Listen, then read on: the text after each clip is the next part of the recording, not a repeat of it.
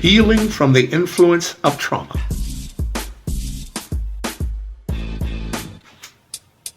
Healing from the influence of trauma.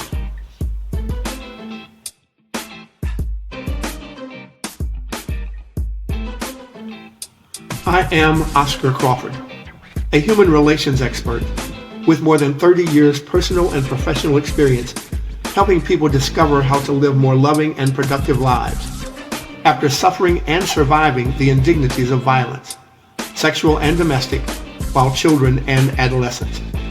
I have trained thousands of people from churches, schools, and universities, public and private sector businesses. My mission is simple. It is to alleviate suffering while helping people learn how to respect and love themselves and others.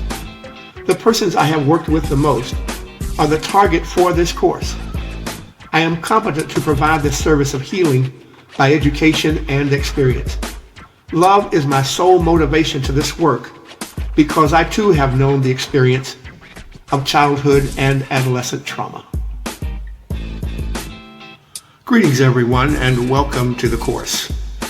I am so thankful to have this privilege to serve and work with you over the next 6 weeks. I can't tell you how pleased and really how happy I am to be present to share this experience with you because I know exactly what it's like. I know what it's like to have all of these things to just pick at you over your lifetime that may have happened when you were children or adolescents.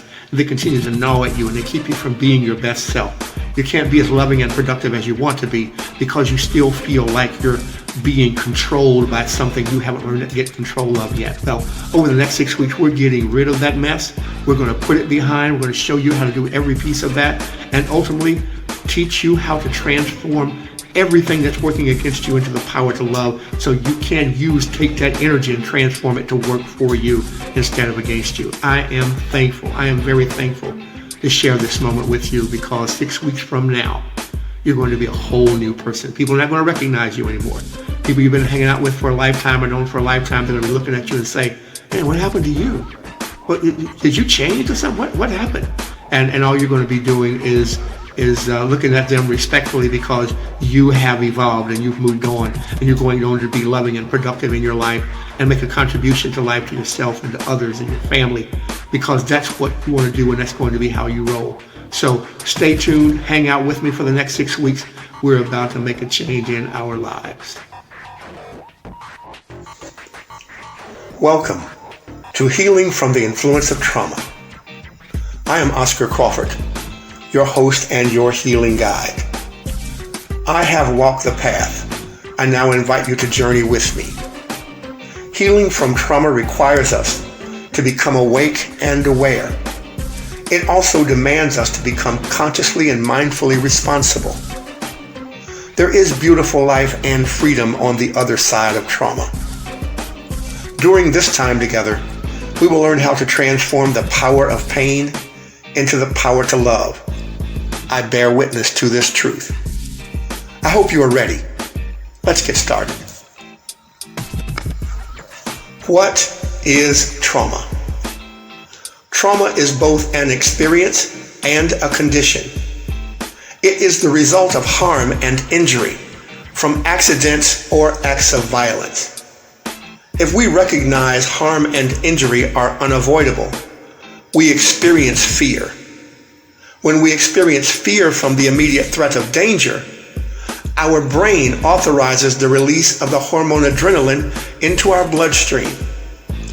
The introduction of adrenaline prompts faster blood flow, increases our breathing rate, and orders faster carbohydrate metabolism to prepare muscles for exertion to immediate action response. We now must decide whether we are in fight or flight mode.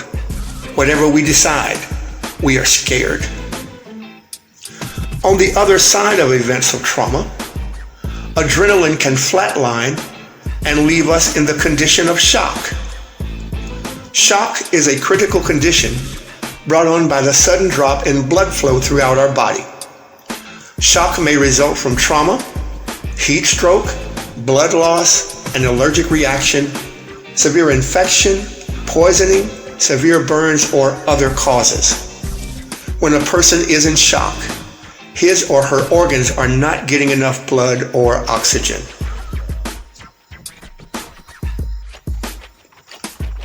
Physical trauma must be immediately treated. Bleeding must be stopped. Vital signs of heart and breathing rhythm must be restored to normal as quickly as possible. Broken bones and internal injuries may require emergency medical surgery. Physical and physiological trauma can be observed through medical diagnostic examination. Emotional trauma cannot. Medical examination cannot find emotional trauma. It cannot be found, observed, or touched, and yet its powerful influence and effects can linger on in people for years and decades. Trauma is a person's emotional response to a distressing and perceptually life-threatening experience. Traumatic events tend to be sudden and unpredictable and involve a serious threat to life, like bodily injury or death, and feel beyond a person's control. Most important, events are traumatic to the degree that they undermine a person's sense of safety in the world and create a sense that catastrophe could strike at any time. These can include parental loss while a child, auto accidents, physical violence, sexual assault, military combat experiences, or the unexpected loss of a loved one. Trauma is a person's emotional response to a distressing experience or event, whether it is real or imagined. It is the emotional response to the perception of fear and not being safe. Trauma drains our life energy over years and decades, keeping us locked inside our pain. Trauma has kept us slaves to the things we want to keep secret. We do not want anyone to discover what we've been through, so we hide in the darkness, keeping our guilt and shame to ourselves. Traumatic events like this leave this kind of influence on our developing minds during childhood and adolescence. They leave us scarred with diminished emotional capacity. We are afraid of our feelings. Feelings cost much too much. Our highest hope has been to avoid more pain. These events were generally perpetrated on us by parents and siblings, extended family, friends of the family, and adults responsible for our care. Their abuse and neglect predisposed us to live feeling emotionally shackled, handcuffed, restrained, and unworthy. Sexual and domestic violence experienced during childhood and adolescence causes emotional development to stop. This is the experience and condition of arrested development. Arrested development begins the onset of emotional delay.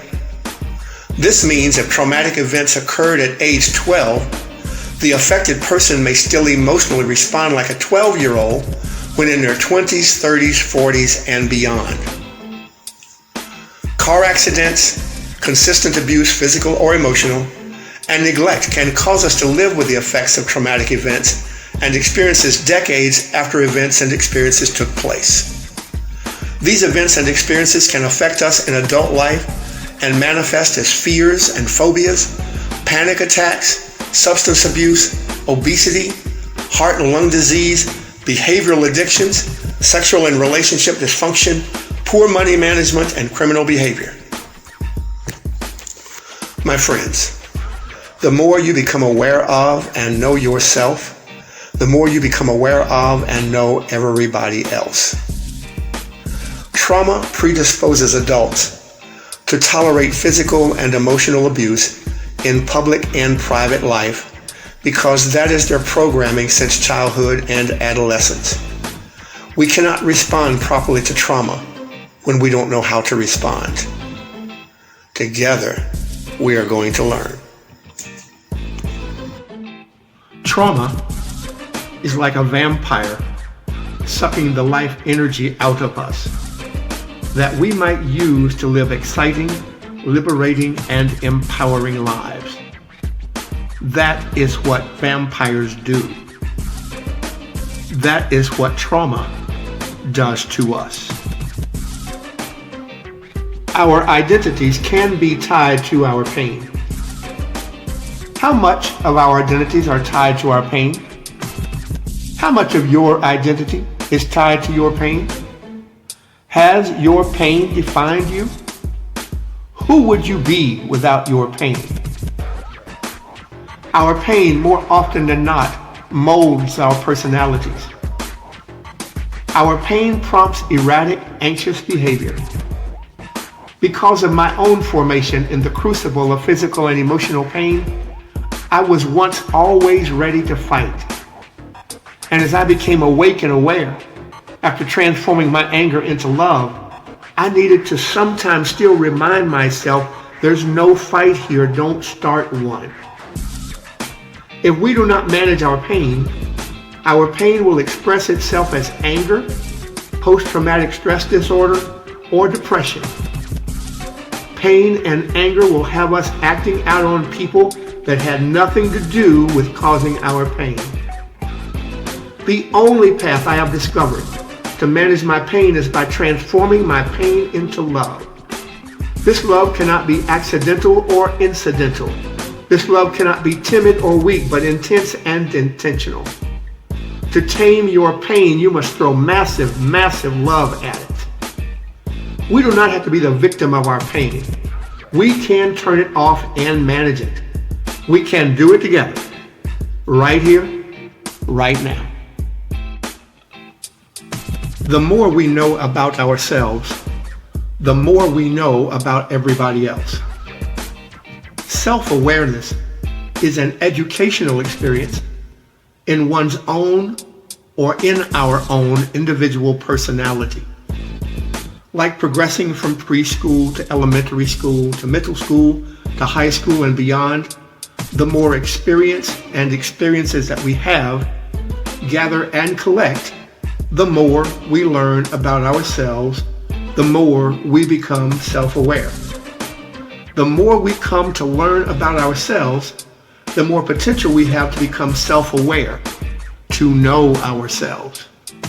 Self-awareness also means developing an understanding about the motivation and the motivations to our personal behavior.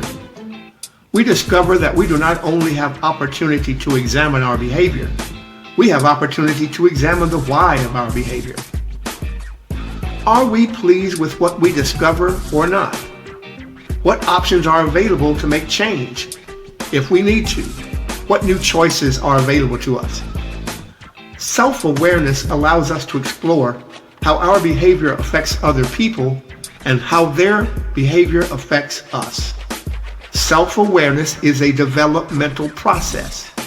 And if you can hear this, pain is a motivating factor to learn about ourselves faster, because the more pain we experience, the more pain we don't want to experience anymore. So we learn about ourselves, how to avoid pain, how to avoid painful experiences.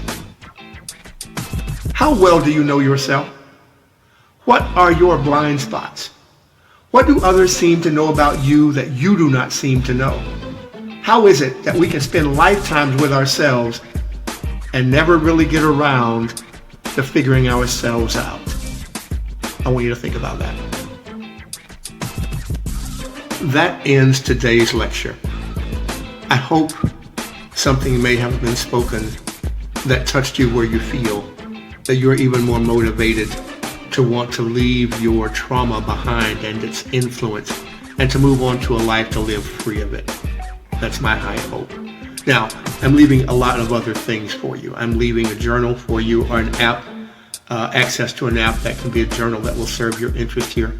I hope you'll take moments to journal 150 words a day. Please, nothing less than 150 words a week. I'd like to know some of what is happening with you is worthy of your recording of it, just to keep up with yourself. But you're going to have, some of you may have already received this before, a meditation called Inside the Golden Box. If you want to get clear about who you are and what you want, listen to that meditation. There is a moment there you're going to become crystal clear about who you are and what you want. I'm leaving several articles, either by audio, video, or print. that will speak to you for how we want to introduce healing from the influence of trauma for this week. So, all my hopes, this is going to be the greatest experience of your life emotionally, because I know that on the other side of this time together, you are going to be more than you ever thought you had the power to be, because your power is going to be invested totally in you again.